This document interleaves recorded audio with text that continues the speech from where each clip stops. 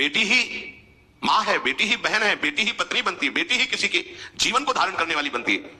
और आपने गर्भ में देख लिया बेटी है, तुम स्वयं मां होकर उसका साथ दे रहे हो, उसका नष्ट करने के लिए। हमें तो बात ही समझ में नहीं आती, क्या बुद्धि भ्रष्ट हो गई।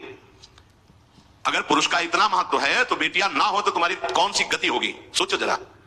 जीना मुश्किल हो जाएगा तुम्हारा। तुम पुरुष किस काम के रह जाओगे। तुम्हारा अर्धांग काट दिया जाए तो तुम कैसे होगे। स्त्री स्वरूप अर्धांग है। जिस घर में एक मां बहन नहीं है, स्त्री स्वरूप नहीं, स्मशान जैसा होता है।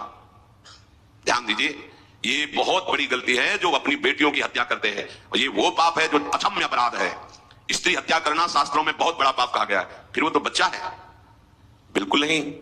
जिनसे हो गया है, श्रीमद् भागवत का सप्ताह मूल संस्कृत से सुनो और भगवान से प्रायश्चित प्रार्थना करो कि हे नाथ, भूल से गलती हो गई, दूसरा कोई उपाय नहीं। ध्यान से समझ लीजिए, तुम्हारे भ्रूण हत्या गर्भ हत्या के पाप को नष्ट करने में एकमात्र श्रीमद् भागवत समर्थ है, दूसरा कोई नहीं।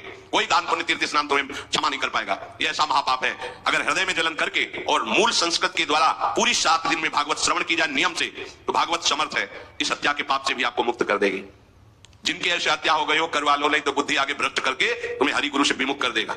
ये पाप ऐसा नहीं कि तुम्हें 2-4 माला घुमाने से क्षमा हो जाएगा। ये महत अपराध है। सबकी समझ में आता, समझ जाओ, नहीं तो आप जहां भी हो वहीं से भ्रष्ट कर देगा। यह अपराध नष्ट नहीं होगा, श्रीमद् भागवत की कृपा से नष्ट हो जाएगा। यह हमें बहुत विश्वास है। श्रीमद् भागवत सप्ताह की यह है ही महामहिम। प्रिय जीवनी को प्राप्त धंधकारी को सीधे भगवत पार्षद स्वरूप देकर परम पद में आरूढ़ कर दिया। केवल 7 दिन की मूल संस्कृत एक भी श्लोक नहीं छूटना चाहिए। अगर सप्ताहिकी का प्राण हो तो इस भ्रूण हत्या गर्भ हत्या से भी निवृत्ति मिल जाए।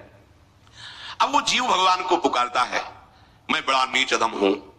आहा, भगवान आपने जो मुझे गति दिखाई है तो मेरे कर्म के अनुसार ही है, आपका इसमें कोई दोष नहीं। हम लोग जब कष्ट भोगते तो भगवान से कहते हैं हमने तुम्हारा क्या बिगाड़ा। भगवान ने नहीं बिगाड़ा, तू खुद देख क्या बिगाड़ लिया अपना। करो पापाचरण। अब देखो, हमने तो जीवन में कोई पाप नहीं किया, कितने गर्भ हत्या की है, कितनी खिलवाड़ समझो। ये बिल्कुल भयावह चीज आप लोगों को नहीं, हम बार बार इसीलिए कह रहे कि भयावह वस्तु है, तुम्हें बहुत ऊंचाई से घसीट के भ्रष्ट कर देगी। बहुत होश में हो, भूल के कभी ऐसा न करना जहां तक हमारी आवाज पहुंचे, जहां तक सुनाई दे। गर्भ हत्या मत करना, संयम से रहो।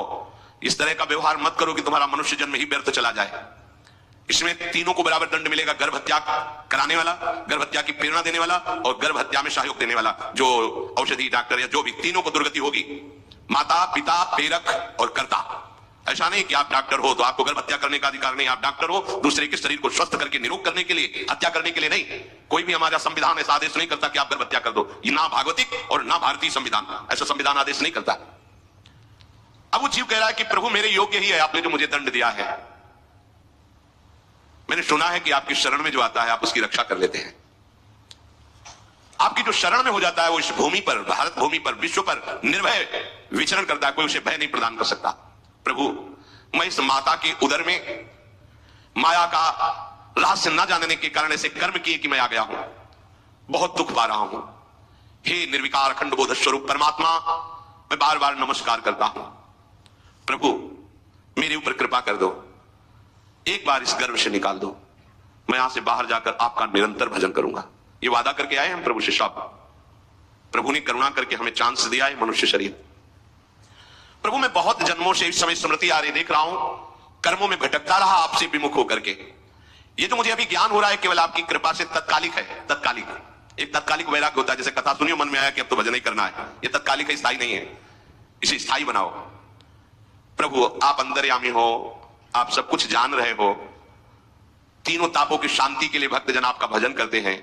मैं देहधारी होकर जीव माता के उदर में मलमूत्र से रुधिर की झिल्ली में फंसा हुआ माता की जठराग्नि की ताप से जल रहा हूं। प्रभु एक एक क्षण में यहां विकल होकर केवल इंतजार कर रहा हूं कि किस समय मुझे यहां से निकाला जाएगा। दीन बंधु यहां से कब मैं निकलूंगा। स्वामिन आप बड़े दयालु हो, आप जैसे उदार प्रभु ने मुझ गर्भस्थ शिशु को यह ज्ञान दिया। हे दीन बंधु आप अपनी कृपा से प्रसन्न हो जाइए। प्रभु एक बार निकाल दीजिए, मैं ऐसा भजन करूंगा कि दोबारा संसार के दुख में नहीं आऊंगा। कपिल भगवान कहते हैं हे माता, वो गर्भस्थ बालक शिशु भगवान से प्रार्थना करता है, भगवान का आदेश होता है, तत्काल प्रसव वायु धक्का मारती है। जीव ही प्रसव वायु धक्का मारती तो उसको ऐसा भयंकर कष्ट होता है, जैसा पीछे लिखा है कि जैसे जिंदा किसी की चमड़ी उतारी जाए, ऐसा मां के गर्भ से निकलते समय उसे कष्ट होता है। वो अत्यंत कष्ट से व्याकुल होता है। उसी समय उसका वो ज्ञान नष्ट हो जाता है जो भगवान ने दिया था। उस समय उसकी श्वास की गति रुक जाती, जैसे किसी का गला दबा दिया जाए तो कैसा लगेगा। ऐसी ही पूरी की पूरी भागवती की स्मृति नष्ट हो गई।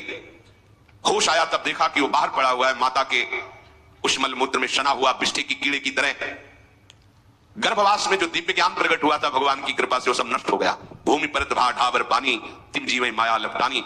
चेतना आई तो रोने लगा, वो ज्ञान कहां गया, वो ज्ञानदाता कहां गया। वो कहता कहां कहां, बोले थाली बजाओ बच्चा हुआ है, और वो तो रो रहा है कि कहां, वो ज्ञान कहां गया जिसके बल से मैं कह रहा था कि बाहर निकाल दो मैं आपका भजन करूंगा। सब खत्म ज्ञान।